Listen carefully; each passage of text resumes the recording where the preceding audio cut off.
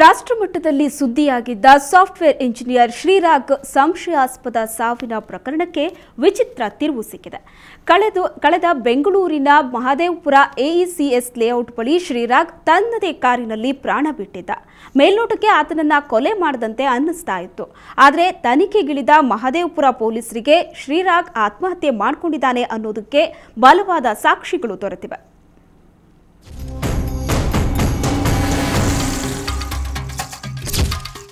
ಎಂಥ ದಡ್ಡ ನೋಡಿದ್ರು ಇದೊಂದು ಕೊಲೆ ಅಂತ ಘಂಟಾಘೋಷವಾಗಿ ಹೇಳಬಹುದಿತ್ತು.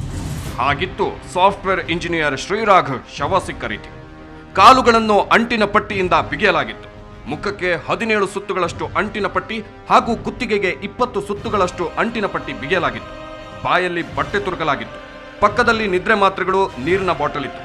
ಶವ ಸುಲಭವಾಗಿ ಕಾಣದಂತೆ ಟೆಡ್ಡಿ ಬೇರ್ ಇಡಲಾಗಿತ್ತು. ಇವೆಲ್ಲ ಕಾರಣಗಳಿಂದಾಗಿ ಕೇರಳ ಮೂಲದ ಶ್ರೀರಾಗ್ನನ್ನು ಆತನ ಕಾರಿನಲ್ಲಿಯೇ ಭೀಕರವಾಗಿ ಕೊಲೆ ಮಾಡಲಾಗಿದೆ ಎಂದೇ ನಂಬಲಾಯಿತು.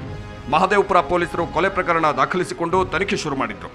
ಆದರೆ ತನಿಖೆಯಲ್ಲಿ ಬೆಳಕಿಗೆ ಬಂದ ವಿಷಯಗಳೇ ಬೇರೆ. ಶ್ರೀರಾಗ್ಗೆ ಜೆನಿಫರ್ ಎಂಬ ಗರ್ಲ್ ಫ್ರೆಂಡ್ ಇದ್ಲು. ಆನ್ಲೈನ್ನಲ್ಲೇ ಪರಿಚಯವಾಗಿತ್ತು. ಇದುವರೆಗೂ ಮುಖಾಮುಖಿ ಭೇಟಿಯೇ ಆಗಿರಲಿಲ್ಲ. ಆದರೆ ಜೆನಿಫರ್ಗೆ ಬೇರೆ ಯುವಕನೊಂದಿಗೆ ನಿಶ್ಚಿತಾರ್ಥವಾಗಿತ್ತು. ಮಧ್ಯರಾತ್ರಿ 2:27ಕ್ಕೆ ಶ್ರೀರಾಗ್ ಆಕೆಗೆ ಮೆಸೇಜ್ ಕಳಿಸಿದ. ಇದು ತನಿಖೆಯ ದಿಕ್ಕನ್ನು ಬದಲಿಸಿದ ಮೊದಲ ಕ್ಲೂ. ಪ್ರಾಣ ಬಿಡುವುದಕ್ಕಿಂತ ಮುಂಚೆ ಶ್ರೀರಾಗ್ ಜೆನಿಫರ್ಗೆ ಮೆಸೇಜ್ ಮಾಡಿದ್ದ. ಇದು ನನ್ನ ಕೊನೆಯ ಮೆಸೇಜ್.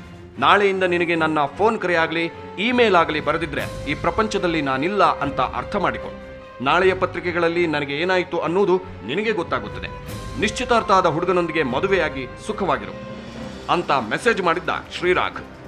ಮೆಸೇಜ್ ಬೆನ್ನತ್ತಿ ಹೋದ ಪೊಲೀಸರಿಗೆ ಮತ್ತಷ್ಟು ವಿಷಯಗಳು ಮನವರಿಕೆಯಾದವು. ಶ್ರೀರಾಗ್ನ ಕಾರು ಸೆಂಟ್ರಲ್ ಲಾಕಿಂಗ್ ಸಿಸ್ಟಮ್ ಹೊಂದಿತ್ತು. ಕಾರಿನ ಕೀ ಇಗ್ನಿಷನ್ ಹೋಲ್ನಲ್ಲಿತ್ತು.